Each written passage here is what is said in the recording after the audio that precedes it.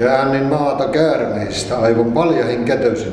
Kyyppitelin kynsissäni, käsissäni käärmehyysen. Tapoin kyitä kymmenkunnan, saan mustia matoja.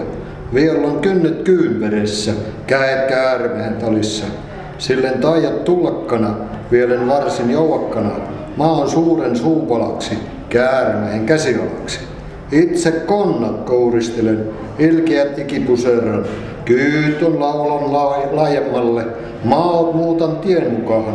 Astun Pohjolan pihalta, tungeimme tuvan sisään. Sanoi äiti lemminkäisen, hellösvainen poikuini, menkö Pohjolan tupahan, Sarjalan salloksihin. Siellä on miehet miekkavyöllä, urohot sota-aseissa, humalassa hullut miehet, pahat paljon juotuansa, laulavat sinun poloisen, miekkahan tuli terään. Jo on laulettu paremmat, jalommatkin jaksattuna, virkkoili Eeto lemminkäinen, sanoi kaunis kaunumieli, ja olen ennenkin elellyt noilla Pohjolan tuvilla.